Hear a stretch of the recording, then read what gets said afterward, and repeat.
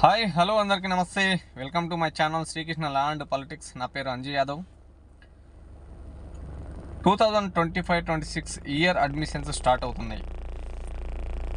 LKG, UKG, first class and 10th class వరకు ప్రతి ఒక్కరికి కూడా చిన్నపిల్లలకి స్కూల్స్లలో అడ్మిషన్స్ స్టార్ట్ అవుతున్నాయి. అయితే నేను చెప్పబోయేది ఏంటంటే, నేను ఇంతకు మొదలు కూడా ఒక వీడియో చేశాను, అది కొంతవరకు చేరింది. ఇంకా ఫిజికల్గా కూడా మేము లెటర్స్ కూడా ఇచ్చాము. Fight for constitutional rights founder Bandaru Rampulaiah ద్వారా తెలంగాణలో కంపల్సరీ ప్రీ ఎడ్యుకేషన్ అనేది 25% అమలు చేయాలని చెప్పేసి ఎడ్యుకేషన్ మినిస్టర్ గారికి and education department state director గారికి, స్టేట్ కమిషనర్ గారికి అందరు కూడా రిప్రజెంటేషన్ లెటర్ ఇవ్వడం జరిగింది. దీనిపైన పెద్ద ఎత్తున పోరాటమే జరుగుతుంది. తీన్మార్ మల్లన్న గారి దగ్గరికి కూడా వెళ్ళడం జరిగింది. ఆయన కూడా అప్రిషియేట్ చేశారు. ఇది 2009లో అమెండ్మెంట్ జరిగింది, యాక్ట్ అమెండ్మెంట్ అయ్యింది. కానీ మన తెలంగాణలో మాత్రం అమలు జరగడం లేదు. దీనిపైన నేను కూడా ఇంతకుముందు పోరాటం చేశాను, అయినా కూడా ఇంకా ఇంప్లిమెంటేషన్ చేయట్లేదు. వెరీ గుడ్, మీరు చాలా బాగా ఫైట్ చేస్తున్నారు, చెయ్యండి. ఖచ్చితంగా పేద పిల్లలకు విద్య అందేటట్టుగా చూసే విధంగా మీరు చేస్తున్నది చాలా అభినందనీయం అని చెప్పేసి ఆయన కూడా ప్రశంసలతో మాట్లాడడం జరిగింది. అయితే ఇది ఎందుకు ఈ 25% ఇవ్వాలా అనేది కొంతమందికి డౌట్స్ ఉంటాయి. ప్రైవేట్ స్కూల్స్ 25% పేద పిల్లలకి ఎందుకు ఇవ్వాలనేది డౌట్ ఉంటుంది. దాని గురించే వస్తున్నా. ప్రతి రాష్ట్రంలో ఎకనామికల్గా వీకర్ సెక్షన్ ఉంటుంది.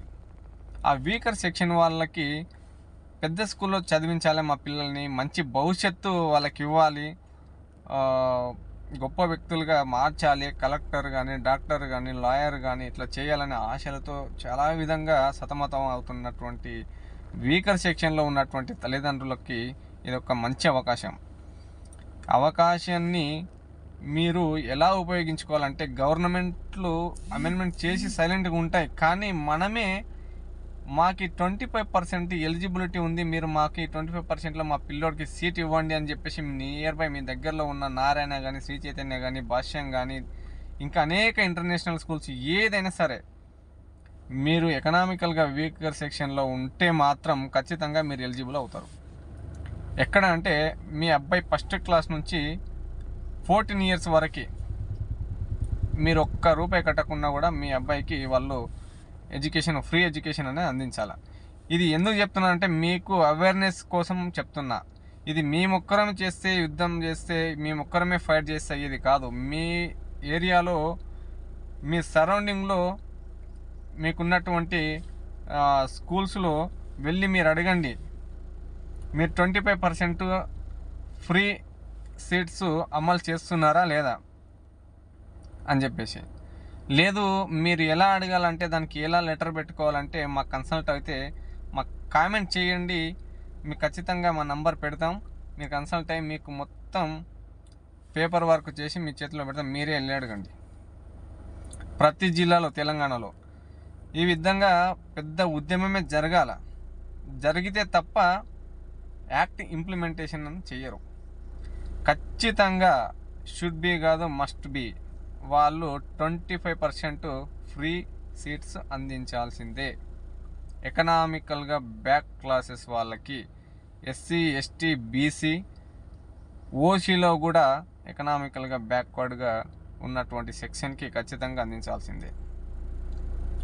సో ఇవన్నీ కూడా మీరు తెలుసుకోవాలా.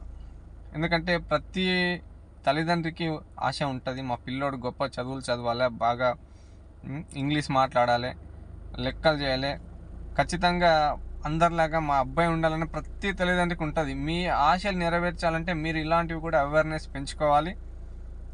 ఈ విధంగా మీరు ముందుకు అడిగేసి మీ చుట్టుపక్కల ఉన్నటువంటి ప్రైవేట్ స్కూళ్ళకి వెళ్ళి మీరు 25% ఫ్రీ సీట్స్ ఇస్తున్నారా, ఇస్తే ఎంతమందికి ఇచ్చారు, ఇగో మా పిల్లోడు ఫస్ట్ క్లాస్లో జాయిన్ అవ్వబోతున్నాడు, యూకేజీ అయిపోయింది, ఫస్ట్ క్లాస్లో జాయిన్ అవ్వబోతున్నాడు, మా పిల్లోడు ఎలిజిబుల్ కాబట్టి మా పిల్లోనికి మీరు ఫ్రీ సీట్ ఇవ్వండి అని చెప్పేసి అడగొచ్చు.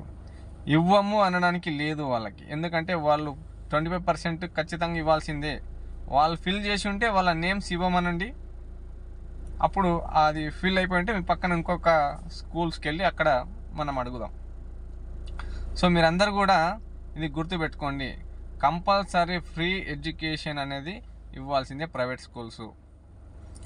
ఈ ప్రైవేట్ స్కూల్స్ ఫ్రీ ఎడ్యుకేషన్ ఇవ్వాలని చెప్పేసి గవర్నమెంట్లు జీవోలు కూడా ఇచ్చినాయి, అయినా ఇంప్లిమెంటేషన్ చేయట్లేదు. ప్రైవేట్ స్కూల్స్ గవర్నమెంట్ మినిస్టర్లు అండ్ ఎమ్మెల్యేలతో వాళ్ళకి ఇంటర్నల్గా ప్రిన్సిప్ ఉంటుంది కాబట్టి వాళ్ళు కూడా పట్టించుకోకపోవడం అనేది కూడా జరుగుతుంది. ఇంప్లిమెంటేషన్ అనేది చాలా స్లోగా ఉంది తెలంగాణలో.